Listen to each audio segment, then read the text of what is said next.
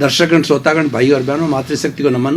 खास, विशेष, मनमोहक और हमारे जीवन को महत्वपूर्ण बनाने वाला, जीवन को नई दिशा देने वाला, जीवन का सार निकालने वाला और हमें ये पहचान करने वाला कि आखिर हमारे धर्म दर्शन का भारतवर्ष के अंदर क्या स्थान है। भारतीय संस्कृति के जो मूल्य गिर गए उनकी प्रतिष्ठा कैसे की जाए, गिर कर के ऊपर की ओर उठना और जो है वो विकास करना, व्यक्तित्व विकास करना, इन सब बातों का समीक्षात्मक अध्ययन करने वाला कार्यक्रम में आपका हार्दिक स्वागत है, अभिनंदन, सत्कार है। कार्यक्रम प्रतिदिन नए नए विषयों के साथ प्रवेश होते हैं। हर विषय का जो सिलेक्शन किया जाता है, सबसे पहले उसको देखा जाता है कि क्या ये व्यक्ति में रूपांतरण ला सकता है, व्यक्ति को अच्छा बना सकता है, समाज को अच्छा बना सकता है, विश्व को अच्छा बना सकता है, तभी वो विषय का चयन किया जाता है। इसी क्रम के अंदर आज एक बहुत बड़ा वैश्विक स्तर का विषय लेकर के हम आपके सामने प्रस्तुत हो रहे हैं। आज का हमारा विषय है जीवन में खेलों का महत्व।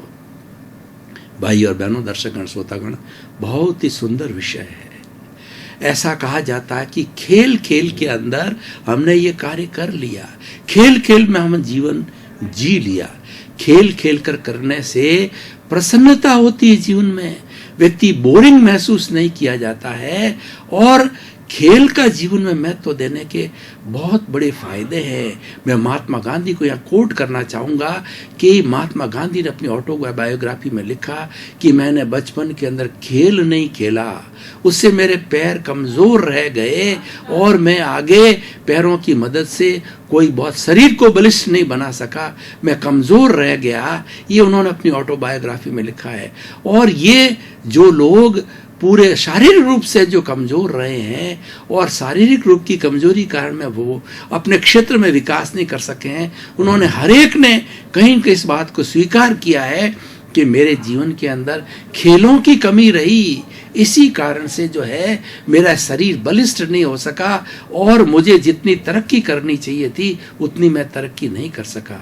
तो भाई और बहनों, दर्शकगण, श्रोतागण, इन महापुरुषों की इन सब बातों से निष्कर्ष निकलता है कि जीवन में खेलों का बहुत बड़ा महत्व है।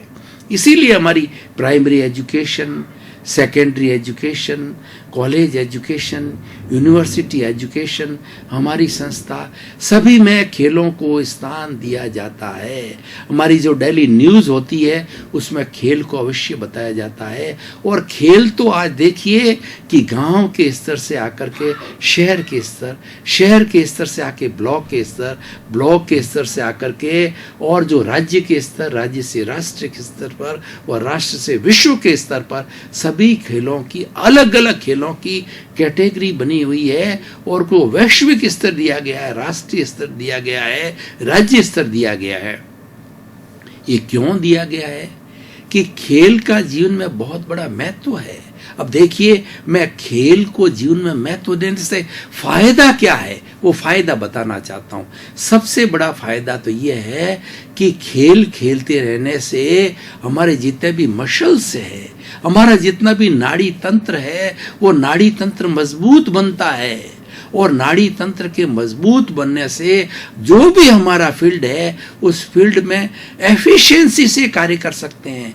10 घंटा, 12 घंटा, 14 घंटा, 18, 20 घंटे लोग काम करते हैं। वो किसी लिए कैसे काम कर पाते हैं? उनका नाड़ी तंत्र, उनका मसल्स बहुत मजबूत है और जिसका नाड़ी तंत्र और मसल मजबूत है उसकी बुद्धि भी अच्छी होती है, उसके विचार भी अच्छे होते हैं, उसमें नकारात्मक भाव नहीं आते हैं। सकारात्मक भाव लाने के लिए नाड़ी तंत्र का, मसल्स का मजबूत होना अति आवश्यक है। और जिसका मसल्स मजबूत नहीं है, नाड़ी तंत्र मजबूत नहीं है, जिसके हार्मोन्स मजबूत नहीं है, जिसकी कोशिकाएं मजबूत नहीं है, वह व्यक्ति विधायक भाव नहीं ला सकता। बहुत कुछ प्रयास करने के बाद भी उसमें नकारात्मक भाव ज़्यादा आते हैं। ज़्यादातर नकारात्मक भावों लोगों को आप गहराई में जाकर स्टडी करेंगे तो मालूम पड़ेगा कि इनका नाड़ी तंत्र डिफेक्टिव है, इनके मसल्स जो है वो बहुत ही हार्ड हो गए हैं, इस कारण से इनकी सोच भी जो है नकारात्मक हो गई है। तो सबसे बड़ा कार्य हो गया हमारा जो खेलों का महत्व इसीलिए है कि हमारा नाड़ी तंत्र और मसल्स मजबूत होता है। दूसरा, खेल खेलने से हमारे सारे बॉडी के अंदर जितनी हम जो कैलोरीज ग्रहण करते हैं भोजन के माध्यम से, हवा के माध्यम से, पानी के माध्यम से, और जो है हमारी इस जो अग्नि सूर्य से मिलती है, इन सबसे हमारी प्राण वायु बनती है। तो जितनी कैलोरीज हम ग्रहण करते हैं उतनी कैलोरीज अगर नहीं पचाई जाती है तो शरीर के अंदर मोटापा बढ़ता है। और मोटापा बढ़ना अपने आप में एक रोग है, बहुत बड़ा रोग है, और आज तो ये विश्वव्यापी रोग बन गया है कि आज ज्यादातर लोग मोटे हो जा रहे हैं। वो मोटे क्यों हो रहे हैं कि जीवन में वो खेलों को स्थान नहीं देते, जीवन में परिश्रम को स्थान नहीं देते हैं। हमारे शरीर के अंदर जितना ये रोम जो है ना, 80 करोड़ रोमाली जो बनी हुई है, वो इसीलिए बनी हुई है कि शरीर की जो हमारी जो अंदर की अशुद्धि है, वो अशुद्धि जो है पसीने के माध्यम से बाहर निकलनी चाहिए। मेहनत की कमाई कौन सी कही जाती है? जो पसीने से पैदा होती है। यानी हमारा पसीना जो है हमारे इस पूरे रोम से बाहर निकलना चाहिए। वो अशुद्धि बाहर आती है तो भीतर हमारा सारा शरीर शुद्धि होती है। तो इसीलिए दूसरा लाभ जो ये हो गया कि हमें परिश्रम सिखाता है। जो हमारा जो खेल है वो परिश्रम सिखाता है। तीसरी बात है, खेल जो है वो टीम स्पिरिट सिखाता है। कोई भी खेल आप खेलेंगे, आज क्रिकेट का खेल जो है इंटरनेशनल खेल बन गया, कबड्डी का खेल है, और जो है मल्लयुद्ध का खेल है, बहुत से खेल जो है, लिफ्टिंग का खेल है, ऐसे भी सैकड़ों खेल है जो कि आज इंटरनेशनल स्थिति पे ओलंपिक गेमों ने जिनको मान्य किया है। वो ओलंपिक गेम वाले सारे खेल जो है, वो खेल जो है हमें टीम स्पिरिट सिखाते हैं कि एक टीम होती है, सामने टीम, एक दो टीमों के बीच में खेली जाती क्रिकेट के रूप में देखिए। तो ये टीम स्पिरिट क्या सिखाती है कि हमें 11 खिलाड़ी हिल मिल के खेलना है। किसी एक का दोष नहीं निकालना है, उसने गलत किया, उसने बॉलिंग सही नहीं की, उसने बैटिंग सही की। अगर दोष निकाले करे, हारेगी कौन? टीम हारेगी। टीम हारने से क्या होगा कि हम पराजित होंगे। हम पराजित नहीं होंगे, हमारा देश, अगर विदेश की बात करें तो हमारा देश पराजित होगा, राष्ट्र की बात करें तो हमारा राज्य पराजित होगा। तो हमारी हार नहीं है, वो हमारे देश की हार है, हमारे पूरे भारतवासियों की हार है। क्रिकेट के अंदर, ओलंपिक के अंदर जब हमारा देश जीत करके आता है और वर्ल्ड चैंपियन के रूप में ट्रॉफी जीत के आता है, तो वो मात्र उन 11 लोगों की जीत नहीं है, पूरे देश की जीत है। और पूरे देश के सामने हमारा सिर ऊंचा हो जाता है और हम कहते हैं हम ओलंपिक अवार्डीज हैं। हर भारत का नागरिक कहता है हम ओलंपिक अवार्डीज हैं।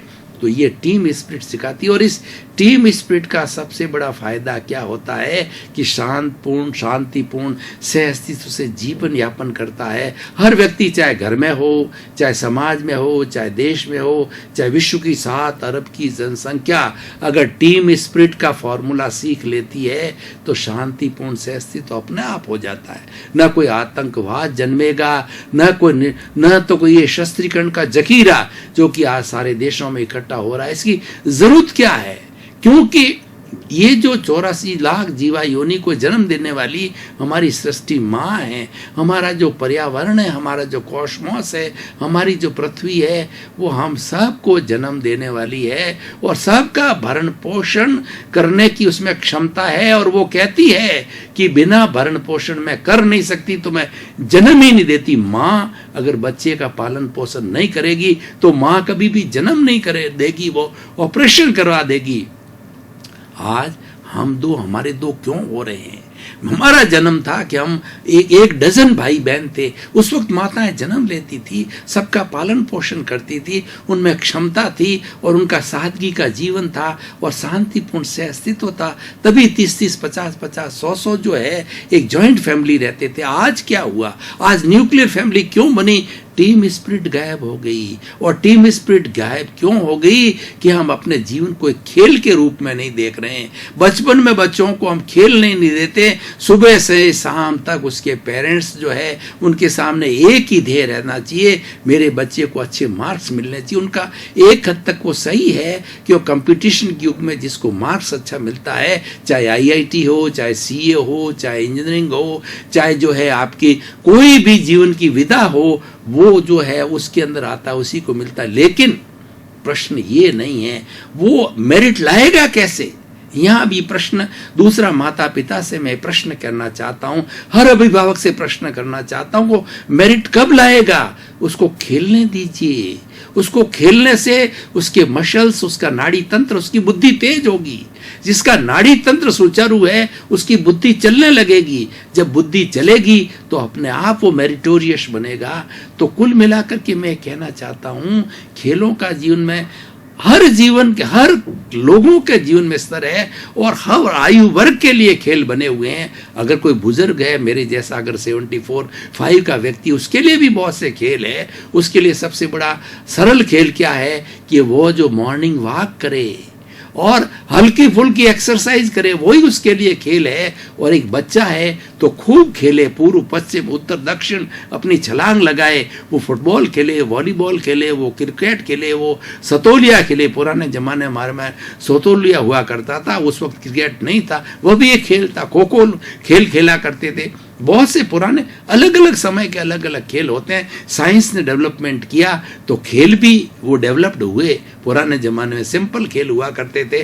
कुछ भी हो, हर खेल की जो ये भावना होती है कि वो टीम स्पिरिट लाती है। दूसरा, खेल प्रतिभाओं को जन्म देता है।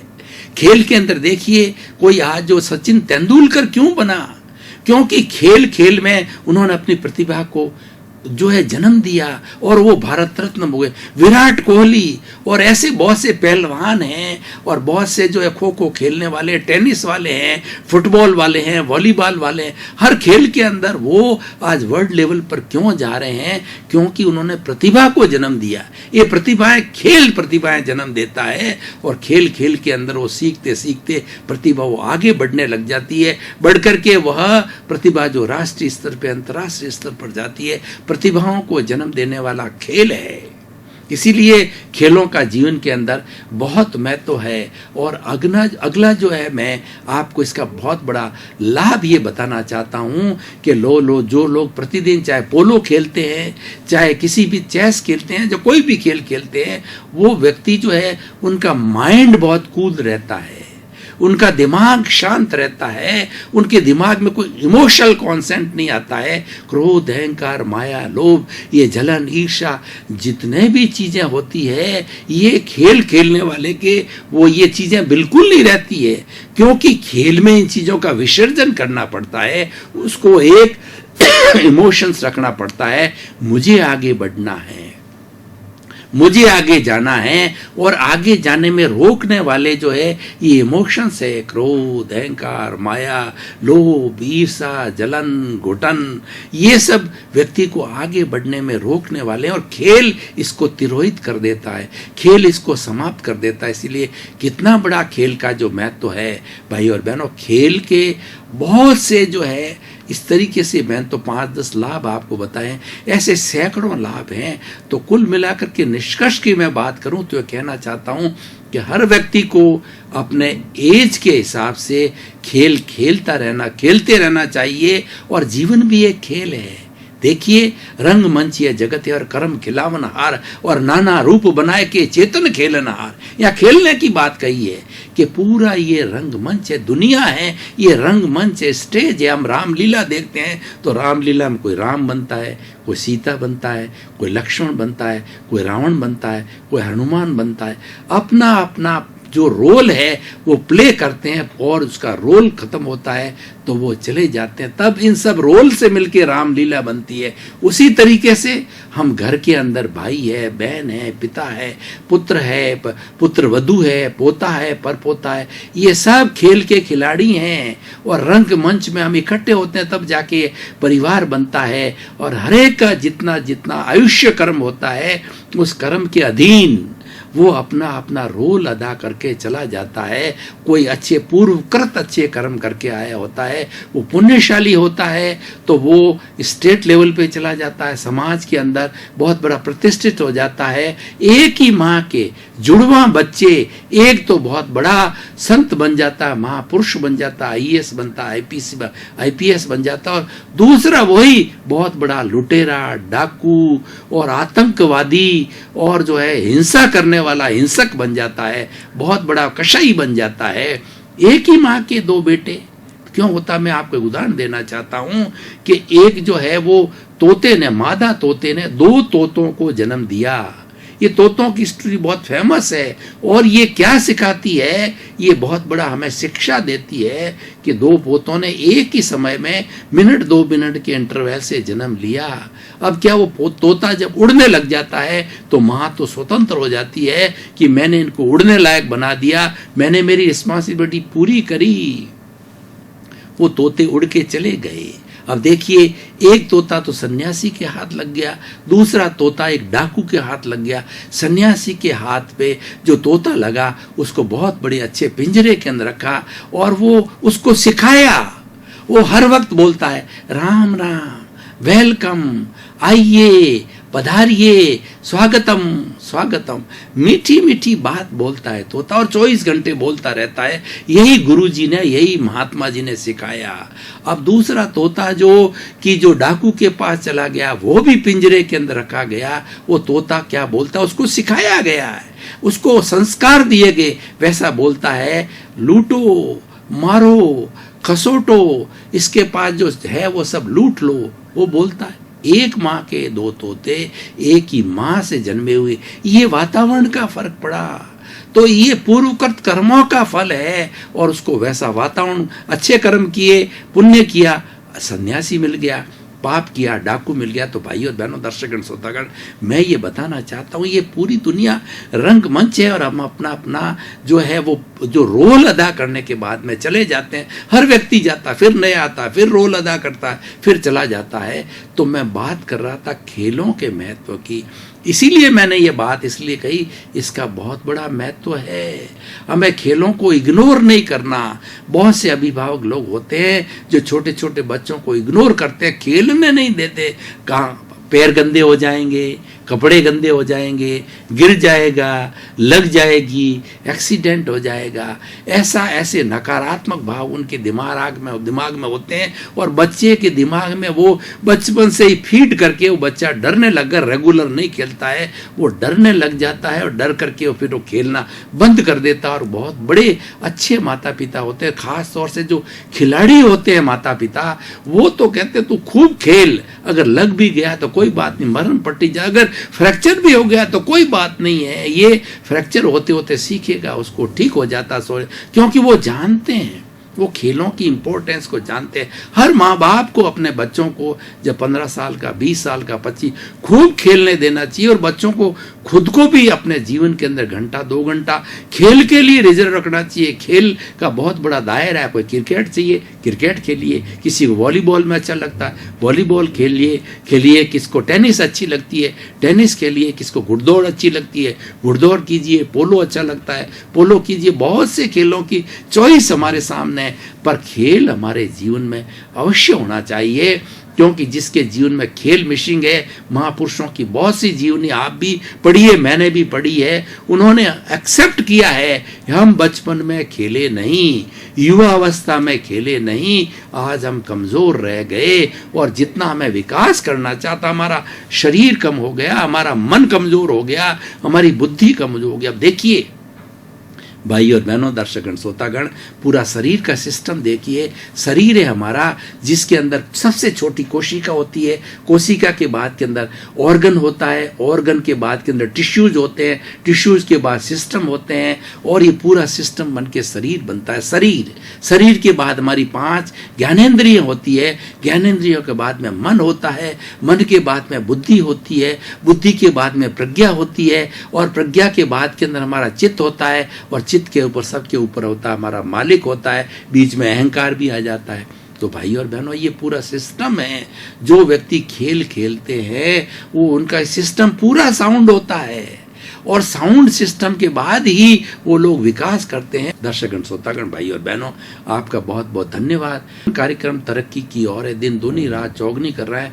और क्योंकि आप पुनरुत्थान कार्यक्रम की आत्मा हो, आप स्वयं टकटकी लगाकर बराबर देखते हो, तारतम्य और तादात्म्य के साथ में देखते हो। वक्ता का और श्रोता का तादात्म्य, तारतम्य से दोनों आनंदित होते हैं और लोगों को भी आप जो है प्रेरित करते हो देखने के लिए। इसी कारण से आगे बढ़ रहा है। इसी क्रम में आपके प्रति मंगल भावना, शुभकामना, आपका जीवन आनंदमय हो, मंगलमय हो, सुखमय हो, धर्ममय हो और खूब आप समाज की सेवा करते हुए अपने जीवन को धन्य बनाए, जीवन को सार्थक बनाए। आपके प्रति मंगल भावना।